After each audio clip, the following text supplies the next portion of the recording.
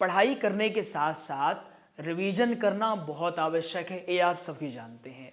तो आज आपको हम बहुत ही सरल तरीके से बताते हैं कि हमें रिवीजन किस प्रकार से करना चाहिए और रिवीजन की क्या महत्ता है, क्या योगदान है हमारी तैयारी में, वो भी हम समझने का प्रयास करेंगे।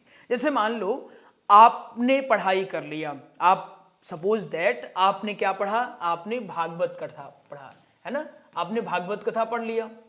अब भागवत कथा आपने प्रथम दिवस से लेकर के चतुर्थ या पंचम दिवस तक पढ़ लिया है। अब आपको ये देखना है कि मेरा कौन सा पोर्शन कमजोर है, पहले उसको कंप्लीट करो जो आपका कमजोर है। तो जो कमजोर है पहले हम उसको तैयार करेंगे। कमजोर कैसे पता चलेगा? सबसे महत्वपूर्ण है सिलेबस। आपके पास जितना अभी तक आपने पढ़ा है उसका एक सिलेबस हो जो आपके दीवार में चिपका हुआ हो। खड़े हो जाओ और देखो, जैसे ये पहले दिन का सिलेबस, दूसरे दिन का, तीसरे दिन का, चौथे दिन का, ये पूरा सिलेबस हम खड़े हुए, हमने देखा कि पहला दिन हमारा बढ़िया है, इसका हम कर लेंगे, हमारा दूसरा दिन ठीक है, तीसरा दिन हमारा थोड़ा गड़बड़ है, चौथा दिन हमारा लगभग पूरा ही गड़बड़ है। हमको रिवीजन सबसे पहले अब चतुर्थ दिवस का करना चाहिए, उसके बाद तृतीय दिवस, और फिर थोड़ा थोड़ा हमें अन्य दिवस का भी कर लेना चाहिए। तो सबसे पहले रिवीजन के लिए सिलेबस आपके पास होना जरूरी है। सिलेबस होगा तो ही आपको पता चल पाएगा कौन सा पोर्शन आपका सही है और कौन से पोर्शन में या कौन से विषय में आपको अधिक मेहनत करना चाहिए। ठीक है, अब आपने देखा कि चतुर्थ दिवस में और तो मुझे सब आ रहा है, बस कुछ गिने चुने ऐसे टॉपिक हैं जो नहीं आ रहे हैं। चतुर्थ दिवस का आपने क्या देखा कि चतुर्थ दिवस में 10 विषय हैं हमारे, और उस 10 विषय में हमको कितना आ रहा है? केवल 2 आ रहा है और 8 हमसे नहीं आ रहा। तो क्या करो, सीधे बैठ जाओ और वो 8 कौन कौन सा नहीं बनता है पहले आप उसको लिखोगे। हमको ए वाली कथा नहीं आ रही, ए वाली कथा नहीं आ रही, ए वाली कथा नहीं आ रही।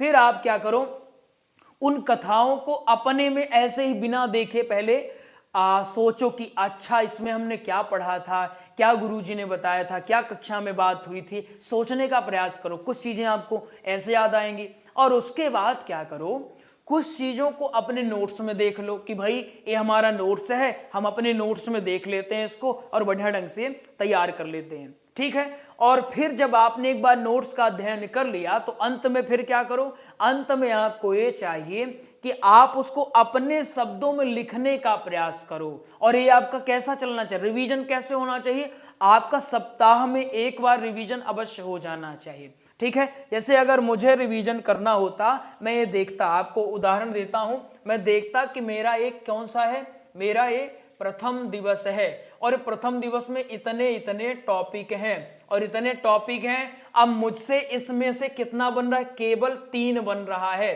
कुल मिलाकर के 10 टॉपिक है तो उनमें से 3 बन रहा है और 7 मुझसे नहीं बन रहा है।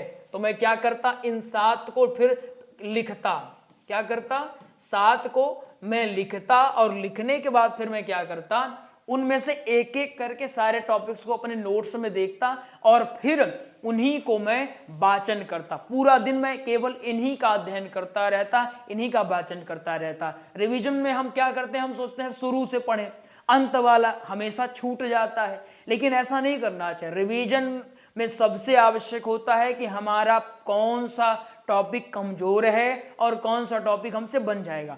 लेकिन एक और बात ध्यान रखना चाहिए, कभी कभी क्या होता है, हम कमजोर जो टॉपिक है उसको तो खूब मजबूत करने में लग जाते हैं, लेकिन जो पहले से तैयार है उसको हम समय बिल्कुल नहीं देते, जिस कारण से वो भी हमको भूल जाता है। तो ऐसा आपको नहीं करना चाहिए। क्या करना चाहिए, जो कमजोर है उसे तो पढ़ो, लेकिन जो आपका थोड़ा स्ट्रॉन्ग है उसको भी समय समय पर आप समय देते रहो। आपके पास तो 1 नंबर का बढ़िया है, अपने नोट्स को खोल लो सामने और बढ़िया ढंग से उसी को देख करके कई बार वाचन करो। लेकिन जो कहते हैं गुरुजी वाचन करते हैं याद नहीं होता, वो एक प्रेशर आप क्रिएट करते हो माइंड में, इसलिए आपको याद नहीं होता। क्यों? क्योंकि प्रेशर आ गया। जब भी पढ़ो तो ऐसे पढ़ो उनको कि आप प्रेशर नहीं ले रहे हो, केवल आप सीखने की दृष्टि से, अभी विद्यार्थी जीवन है, केवल सीखने की दृष्टि से। अगर कोई त्रुटि होती है चलता है, कोई समस्या नहीं, यहां त्रुटि होगी चलेगा, कल को व्यासपीठ पर जाकर के अगर गलतियां करोगे तो वो आप पर बहुत भारी पड़ सकती है। ठीक है, समझ में आ गया आपको? तो आपको रिवीजन इस प्रकार से करना चाहिए। पहले चयन करना है कौन सा हमारा पोर्शन मजबूत है, कौन सा हमारा पोर्शन गड़बड़ है। उस जो गड़बड़ है उसको ज्यादा समय दो।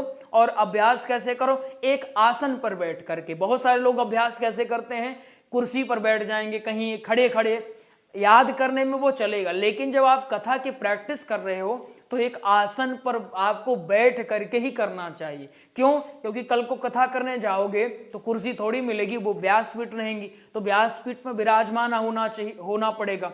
तो बोलने के साथ, कथा याद करने के साथ आपको ये भी आना चाहिए कि आप 3 घंटे एक आसन पर बैठ पा रहे हो कि नहीं बैठ पा रहे हो। तो उसकी प्रैक्टिस आपको अभी से करनी चाहिए।